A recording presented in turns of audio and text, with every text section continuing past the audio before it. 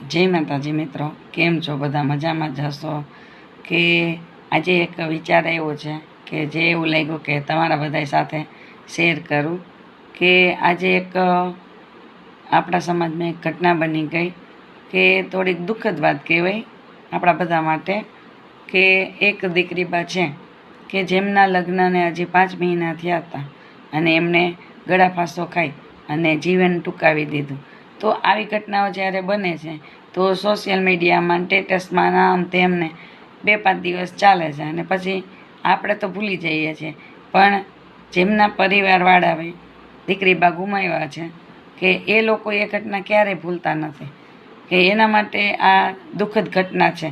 તો એક એવો વિચાર આવે કે આ થવાનું કારણ શું છે કે જાણતા અજાણતા આપણે તે એમાં દોષી હોઈએ છીએ, ખાસ કરીને આપણી વિચારસરણી કે એમાં જવાબદાર હોય છે.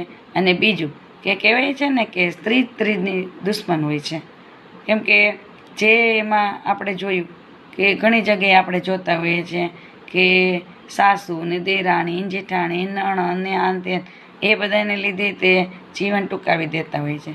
તો એ વ્યક્તિઓ છે એ ભૂલી જાય છે કે એક દિવસ આપણે ત્યાં આ ઘરમાં એક પુત્રવધુ બનીને જ આવ્યા હતા, ડાયરેક્ટ સાસુ બનીને નહોતા આવ્યા.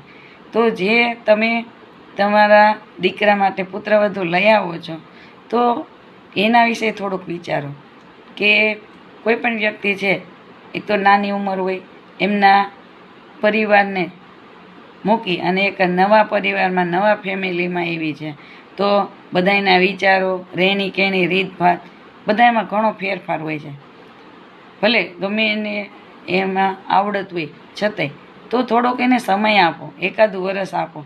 અને એ એમના માતા પિતાને ત્યાં 20 વર્ષ રહ્યા છે, બાકી આ જીવન તમારે ત્યાં રહેવાના છે. તો એવું હોય તો તમે એને શીખવાડો, પણ આપણે એ ભૂલી જઈએ છીએ અને આપણે એમને સંભળાવવા માંડીએ છીએ કે તારા પિયરમાંથી કાંઈ શીખી ન થઈ, તને આ નથી આવડતું તને તે નથી આવડતું. હા, બની શકે કે આજના સમયમાં કે દીકરીબા છે એ ભણતા હોય અને ભણવાનું જેવું પૂરું થયું હોય એવા સાસરે આવ્યા હોય તો બધાને બધું આવડતું એવું જરૂરી નથી. અને કદાચ આવડતું હોય બધું છતાંય તે બધાના ઘરની રહેણી કહેણી અલગ અલગ હોય તો એને થોડોક સમય લાગે, થોડોક સમય આપો.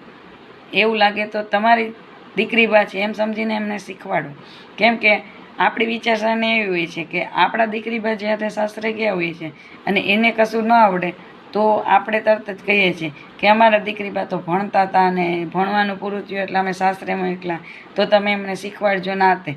પણ આપણી પુત્રવધુ આવે તો આપણે એ ભૂલી જઈએ છીએ, તો એ શિખામણ છે.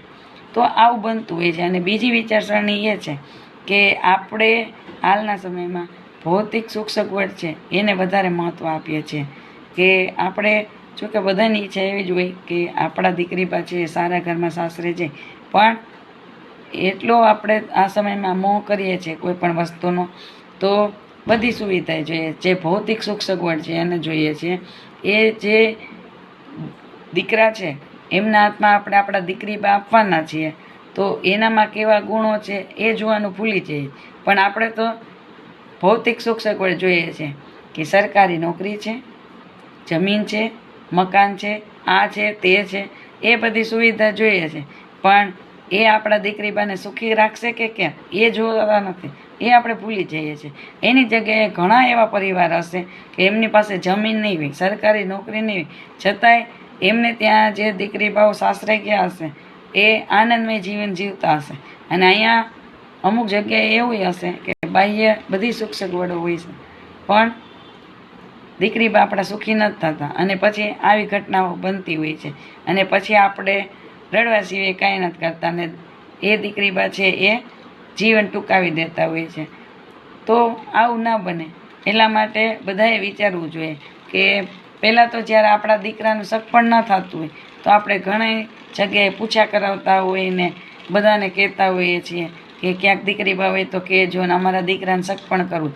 અને જેવું સગપણ થાય છે, લગ્ન થાય છે તો 5-7 મહિનામાં તમે ભૂલી જાઓ છો કે આપણે કેવા ચપ્પલ ઘસ્યા હતા પુત્રવધુ ગોતવા માટે.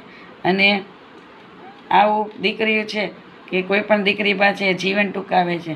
અને હું તો એક સ્ત્રી તરીકે એવી જ સલાહ દઈશ કે કોઈ પણ દીકરી બાને કે જીવન છે અમૂલ્ય છે.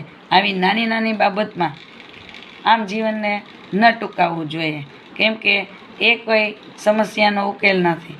કેમ કે તમે કોઈ યારે ચર્ચા કરશો, વાત કરશો તો એનો ઉકેલ આવશે. આમ જીવન ટૂંકાવી દેવાથી કોઈ ઉકેલ નહીં આવે. અને એ જે સાસુ છે કે બીજી કોઈ ઘરની સ્ત્રીઓ છે, એમને મારે હાથ જોડીને એટલી જ વિનંતી કે તમે એમને સમય આપો. તમારે ત્યાં જે પુત્રવધુ આવે છે કોઈના દીકરીબા, એ તમારા દીકરીબા છે એમ સમજીને સમય આપો. એવું લાગે તો તમે શીખવાડો, કેમ કે આવીને એવી ઘટનાઓ બનતી રહેશે તો એક આપણા માટે, આપણા સમાજ માટે એક આ દુઃખદ ઘટના કહેવાય, શરમજનક બાબત કહેવાય. જેને સમજાય એને વંદન. જય માતાજી.